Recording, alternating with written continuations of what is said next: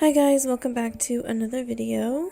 This time I'm back with some alcohol markers and I'm drawing a popsicle.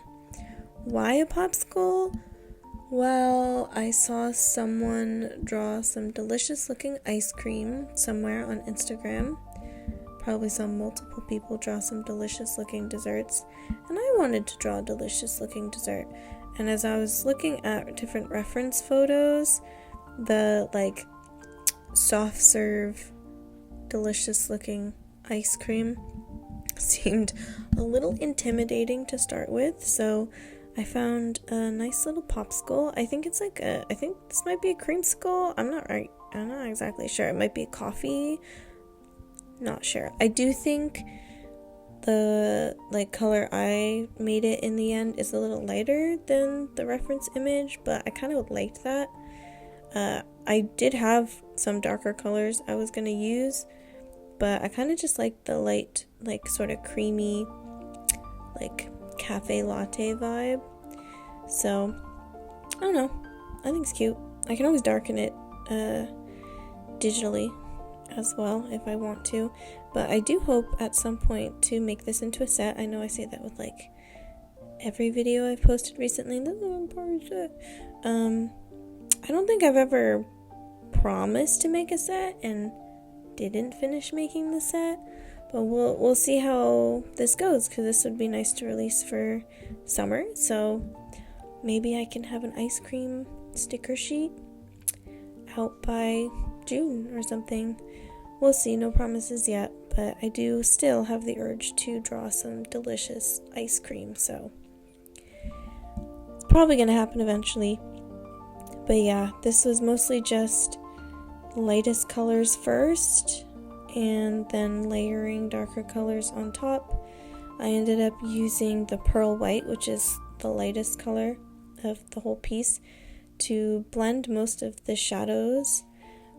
Just instead of, you really don't want to use the plain, what is that called, colorless blender to blend things out, because it will actually lift a lot of color. So that's generally what I do, is unless I'm trying to blend a shadow into a darker shadow or whatever, I tend to use the lightest color to blend things out and make softer edges. So this just, came together eventually. I was just kind of throwing things at the wall and seeing what stuck. Random shapes. That's kind of what I liked about this reference photo, was that you could see, obviously it's a popsicle from a mold, but there's a little bit of texture, and I tried to make the shadows a bit darker, but a bit deeper than what was in the reference image itself, because honestly the reference image was kind of flat looking. So I wanted to give it a little bit more depth, hence why I think, I don't know, it looks a bit more coffee than creamsicle, I think. But turns out I don't have a lot of not neon oranges. Didn't think I had a lot of gaps left in my alcohol marker collection, but I have neon oranges, but I don't have shadows for neon oranges that still make it look really bright. So I don't know, I'll see what Copic has maybe sometime in the future. But like I said, I like how this color came out. It was a bit difficult to preserve some of the lightest colors, but I think I did it. And then you'll see in a bit I go in with a few different options trying to lighten it up. I'll get to that when we get to that. But yeah, it's always really satisfying to add some of the deepest bits. Like here, this is, I think the darkest color was this one. Oh, very nice. It starts coming together. It looks like a formless blob, and then you start doing the dark bits around the edges. And like most of my alcohol marker pieces, I don't like to do line art. It kind of depends. If I'm doing fan art or something, maybe, but really the goal, if I go around the edges with something darker, it's to show that it's in a 3D space, like there's a shadow, like that it's round and not perfectly flat. So that's the vibe. Again, here just adding texture, just trying to add that texture. And at first I was like, oh my god, I messed it up, I ruined it.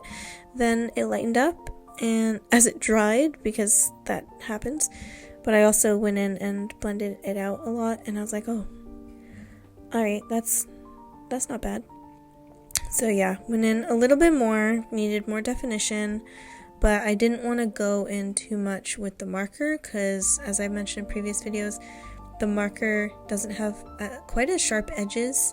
So for like the very edges of an object, I tend to use colored pencil, but I still wanted that like roundness. So I had to add a little bit of a darker color. Oh, actually, this is the darkest color. This is the darkest one. This is from my Ohuhu like triangle markers set, my very first one. And it was the perfect color. It was the chosen one. Oh, very satisfying. Finally, we're seeing some depth.